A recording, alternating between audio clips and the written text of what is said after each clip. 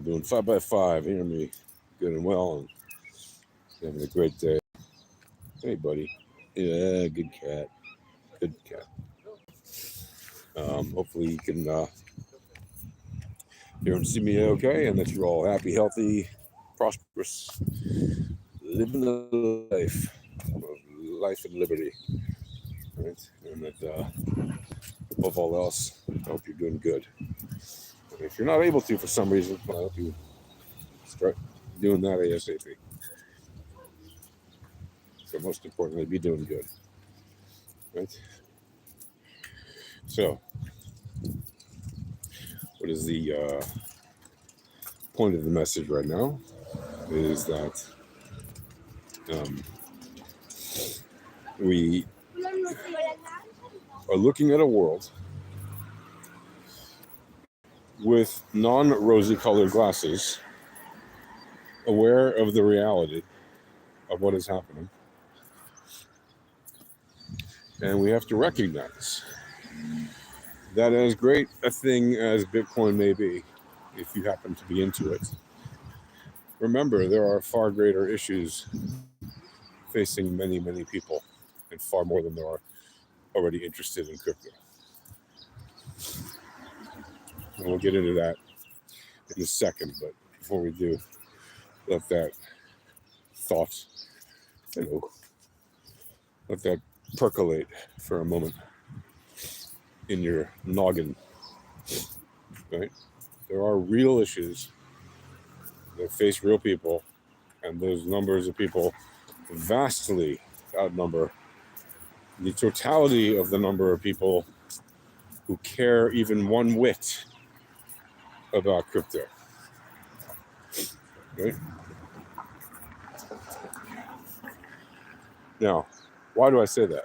I say that to start this conversation with this diatribe, if you will, to remind you that right now on this planet, there are forces of good and forces of evil, or darkness and light, however you want to look at it. Right? Light and darkness all around. And there are forces pushing those forces. Without getting biblical or religious or anything, right? There's patently observable, objectively measurable forces in that capacity, right?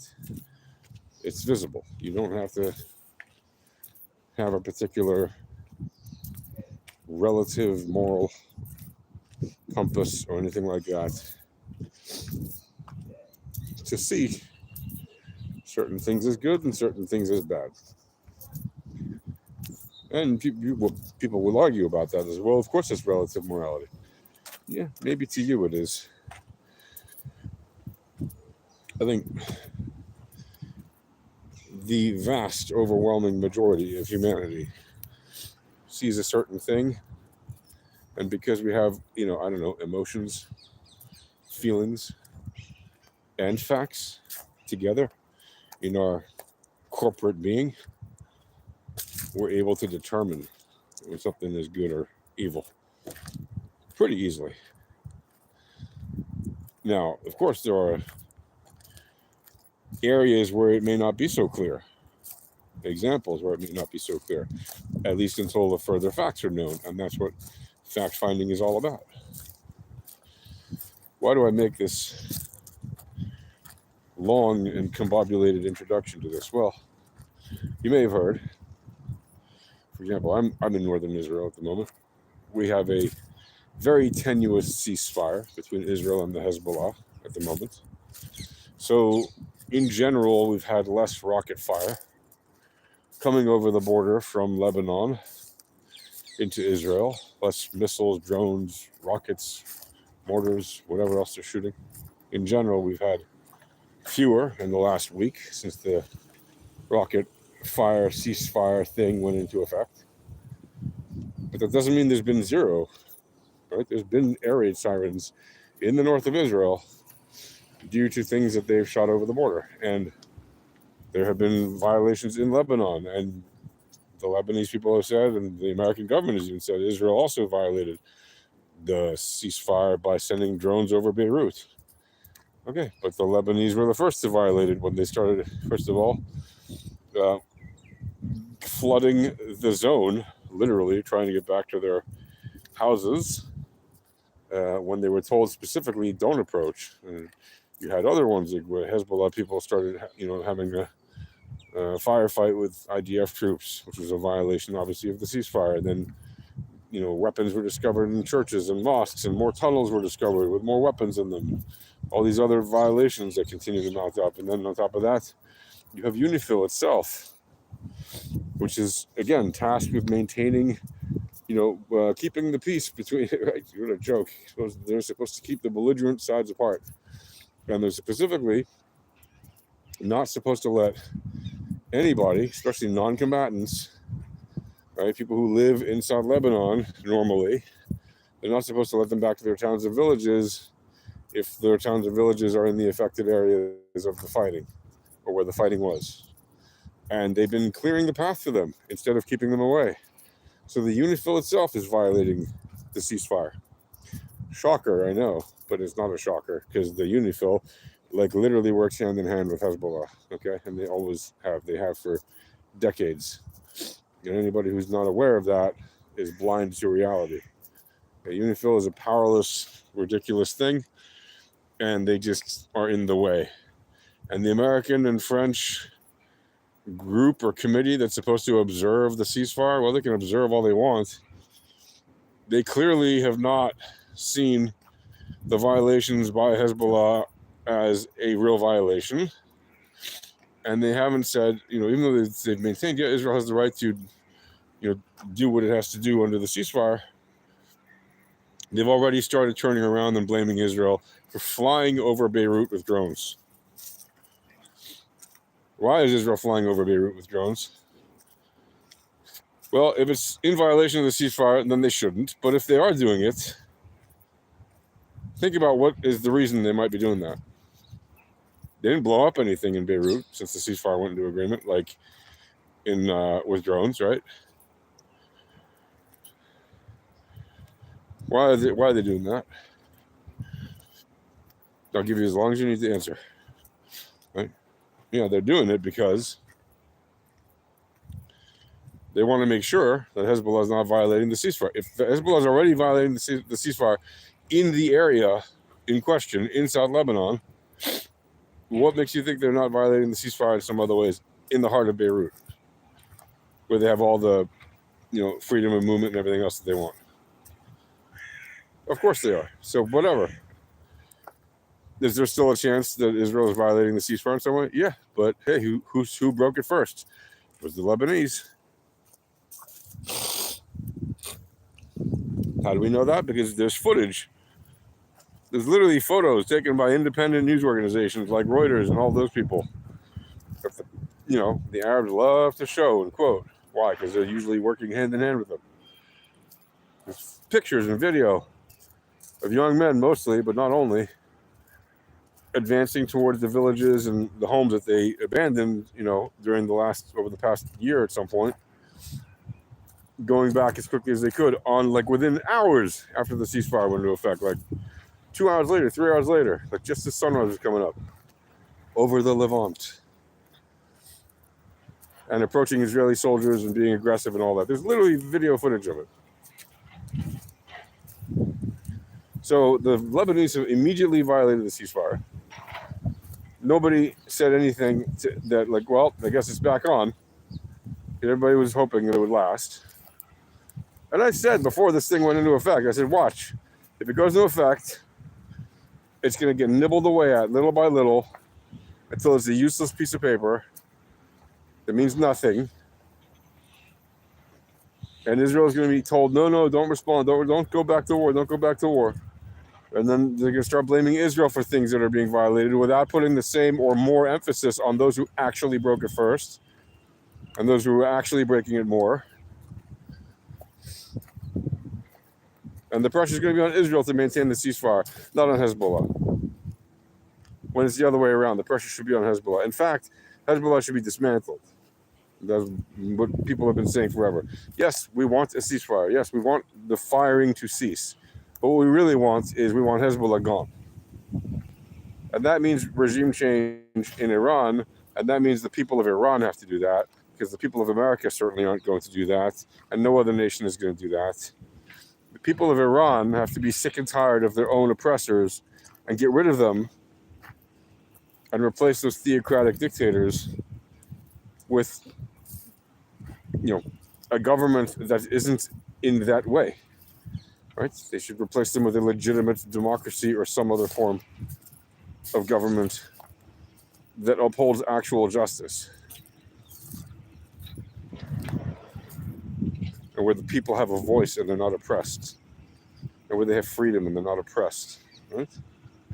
Personal freedoms, individual freedoms, life, liberty, and the pursuit of happiness. It's not that complicated. And, so that's what it's like living under fire in the theater of conflict of the Middle East, and still having to think about Bitcoin sometimes. And I can tell you, Bitcoin is extremely useful in this environment. Even in Israel, where we have a relatively strong currency, it is still extremely useful for many things. Just like it is in Korea, right? If you live in South Korea, if you were there yesterday, there was a lot of trading, and people were buying up their local fiat currency. When martial law was declared, they were selling their Bitcoin, buying local fiat. Why were they doing that?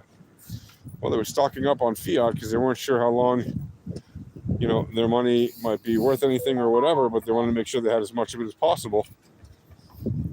Not thinking about the long term, which is, hang on, if your fiat is going to go down, then in theory you would want to have Bitcoin.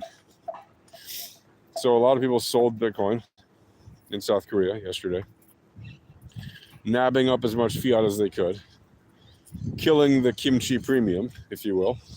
The KimChi premium is the price, the additional fee people pay for Bitcoin when they buy and sell in Korea and South Korea at local Bitcoin exchanges. And it has famously been quite high sometimes. But yesterday you had martial law for however many hours it was in South Korea before almost 200 members of their parliament basically got past the barricades that were being set up to prevent them from getting there. One of them apparently even live streamed his way in at night, passing by the barricades and stuff while people were watching him do it, for the express purpose of going to the parliament in order to vote for the martial law to be overturned. And that's exactly what they did. They put themselves on the line and stood up for democracy in South Korea and said, we are not going to have martial law in this country, regardless of the problems that the president is facing. Yoon, or whatever his name is, her name. There's a long history of corruption at the highest levels in South Korea, unfortunately. And I'm not going to dig very deep into it, but there are definitely lots of good channels where you can watch that kind of information. I'll mention, I'm not saying he's the best or anything at it, but he does give a very good and clear analysis of what's happening in Korea, partly because he happens to live there, and he understands these topics. The guy's name is Chris Norland, right? If you've ever gone and seen his videos, he does a pretty good job of explaining what's happening there locally. I would definitely look at him as videos if you don't know anything about the topic. But if you do know about the topic, then you know that there has been a long and storied history of corruption happening in South Korea, and it is not new. And what we're seeing now, what we've seen in the last 24, 48 hours, is a product of that, right? It's literally, this is just another step in that long story, unfortunately. But look, somehow, right, their parliamentarians have a backbone. Their legislators have a backbone. And they went and did what's right. They went to Parliament despite the risks. Right? They went to their house of government where they legislate from, despite the risks, overcoming the police line barricades or whatever that were being set up, got into their offices, got into their chambers, and voted to reverse the martial law, which they have the legislative right to do and the power to do. And thus they defended democracy. And this whole claim that everybody who doesn't like the president or whatever is somehow a North Korean, agent or whatever, was obviously a ridiculous, sham to misdirect people's attention, to deflect people's attention from the real problems that the head of state is facing. So it's the same old corruption story we see in many places. And this is not a reason to be surprised. So again, Bitcoin survived that too yesterday. And the Bitcoin premium got temporarily chilled out a bit when people sold their local Korean currency. Their Bitcoin for the local Korean currency. And now it's all flipping back. Anyway, that's it. I'll talk to you guys later. Cheers.